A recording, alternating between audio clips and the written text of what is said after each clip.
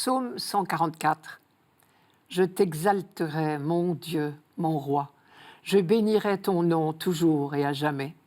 Chaque jour, je te bénirai. Je louerai ton nom toujours et à jamais. Le Seigneur est tendresse et pitié, lent à la colère et plein d'amour. La bonté du Seigneur est pour tous, sa tendresse pour toutes ses œuvres. Que tes œuvres, Seigneur, te rendent grâce et que tes fidèles te bénissent. Ils diront la gloire de ton règne, ils parleront de tes exploits. Le Seigneur est vrai en tout ce qu'il dit, fidèle en tout ce qu'il fait. Le Seigneur soutient tous ceux qui tombent, il redresse tous les accablés. On sait bien que le psautier tout entier en hébreu s'appelle louange. Mais ce psaume précis est l'unique du psautier à être intitulé lui-même louange, ce qui explique le vocabulaire et le ton émerveillé des versets que nous venons d'entendre. Et le motif particulier de la louange, c'est la royauté du Dieu de l'Alliance. À l'occasion d'une célébration de renouvellement de l'Alliance, Israël contemple le roi qui lui a accordé sa protection gratuitement, sans mérite de sa part. On ne s'étonne donc pas de l'importance du vocabulaire royal. Je t'exalterai, mon Dieu, mon roi. Ou encore tes fidèles diront la gloire de ton règne, ils parleront de tes exploits. Puisqu'il s'agit d'un psaume d'action de grâce pour l'Alliance, il est ce qu'on appelle un psaume alphabétique, manière de dire toute notre vie de A à Z, en hébreu de Aleph à Tav, baigne dans l'Alliance, dans la tendresse de Dieu. Deuxième remarque, quant à la forme, le parallélisme d'une ligne à l'autre de chaque verset est particulièrement accentué dans ce psaume.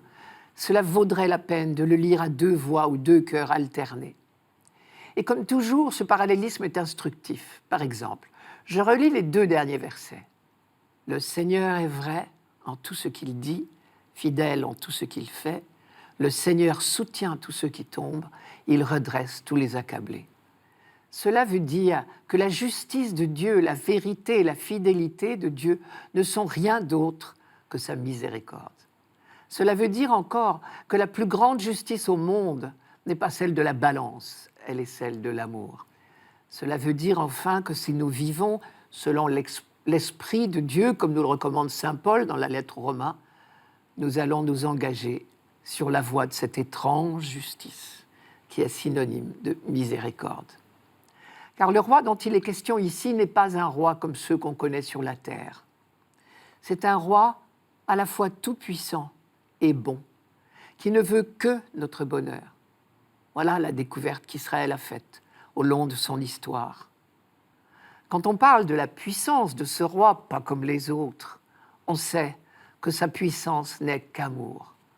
Le Seigneur est tendresse à la pitié, lent à la colère et plein d'amour. C'est le meilleur résumé qu'on puisse donner de toute la révélation biblique. Et là, Israël parle d'expérience. Combien de fois, en particulier pendant l'exil à Babylone, n'a-t-il pas invoqué son Dieu et supplié pour obtenir son pardon et son retour? Et désormais, le peuple rassemblé dans le temple reconstruit chante de tout son cœur. Que tes œuvres, Seigneur, te rendent grâce et que tes fidèles te bénissent. Je t'exalterai, mon Dieu, mon roi. Je bénirai ton nom toujours et à jamais. Et sa mission, il le sait, est de le chanter assez fort pour que tous le sachent.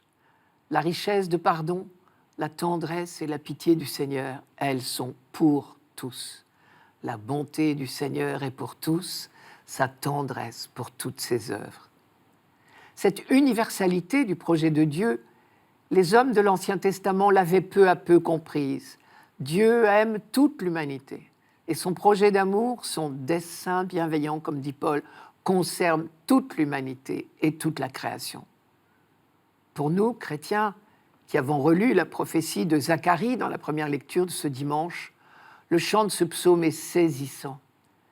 Zacharie dessine le portrait du Messie à venir.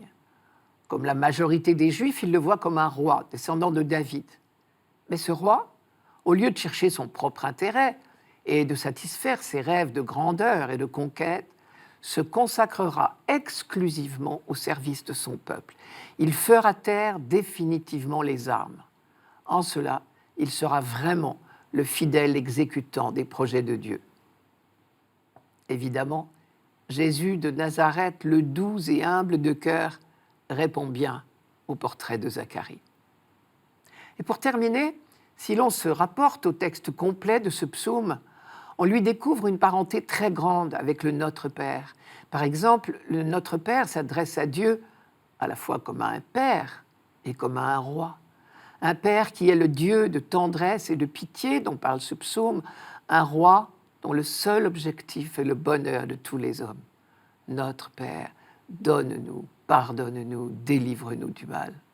Que ton règne vienne, que ta volonté soit faite sur la terre comme au ciel.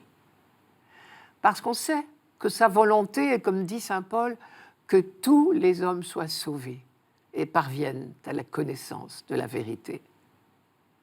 On comprend alors que ce psaume 144 soit devenu la prière de matin du peuple juif qui, le premier, a appris à parler à Dieu comme à un père. On ne s'étonne pas non plus que ce psaume figure dans la prière juive de chaque matin.